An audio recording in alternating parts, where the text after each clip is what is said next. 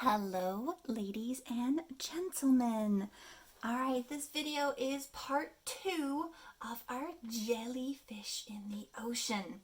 Last time I had you guys use oil pastels or crayons, whichever ones you had, and you were supposed to draw a few jellyfish on your page, blend the two colors together, and give it some cute little legs hanging down.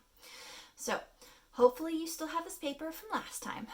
Our oil pastels or our crayons are going to make this really cool thing called a oil resist or a wax resist. I have oil pastels, so mine is a oil resist. Wherever I go to paint my watercolor paints, wherever my oil pastels are, there's going to be no paint right there. So when I paint in between the legs, it's going to bead right off the legs and only go onto the white paper. It's pretty cool. All right, so I have myself a bigger paintbrush. Normally the paintbrushes that come in your paint sets are pretty small. There we go. I am not a huge fan of these tiny paintbrushes. It would take you forever to get this painted. Now, most of you guys at home do not have this variety of color. You're probably going to have a light blue, a dark blue, and one purple. Of course, I'm an art teacher, so I have the fun art paint at home. So, paintbrush, watercolor paint, and a cup of water. Now remember, if you don't have paint, that is okay. Take yourself a regular old marker, color with marker on something plastic, use a paintbrush or whatever you got, dip it in the water, and when you get that marker, you can paint with it before. I shared lots of videos of how to do that.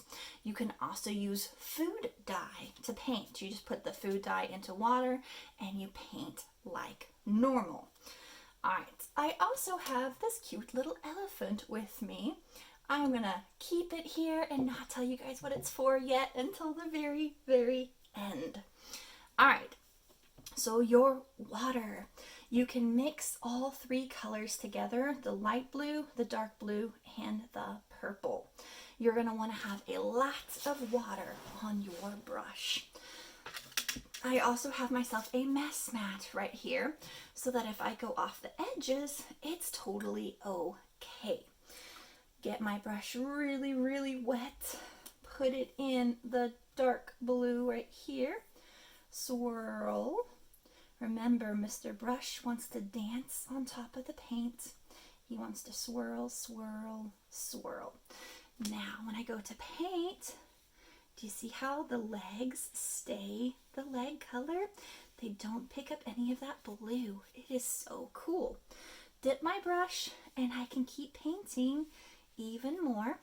When I go around my jellyfish, look, my jellyfish does not get painted. It is so awesome. This wax resist or oil resist, whatever you have. All right, now I want to switch colors, wash my brush completely, go into the light blue or whatever color you want to. Remember, this is your painting. Make it look like whatever you want it to look like. Mr. Brush dances on top of the paint. You never smash the head and mix the two colors straight in together. And when I paint around my jellyfish, no paint gets on my jellyfish. It's so cool. I'm painting right on top of my jellyfish and absolutely no paint is getting on it. So now I want to be creative and let's give this water a little bit different of a color and add a little bit of purple here and there. You don't have to add a lot of purple, just a tiny little bit, and it just gives it this really cool effect. All right, so now while my paint is still really wet, I got this elephant right here. My elephant is actually a salt shaker. Elephants are my favorite animals, that's why I have a salt shaker. Get just a tiny little bit of salt while it's still super wet. Wherever you drop the salt, it's gonna create this really amazing effect. All right, so my watercolor paint will dry really fast. That's why I wanted to get that salt on there quickly. So while it's still super wet, that is when you add the salt. All right, and now you're just going to continue to paint and fill up the whole entire paper, mixing your paint colors together. Always add more water if you want to.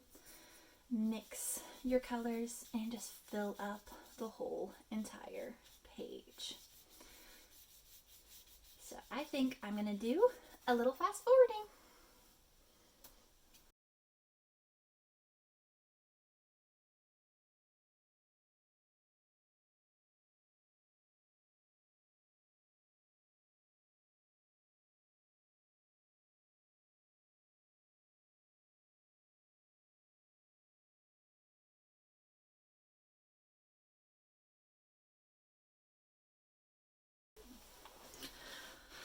Alrighty, I am done mixing and blending my watercolor paint.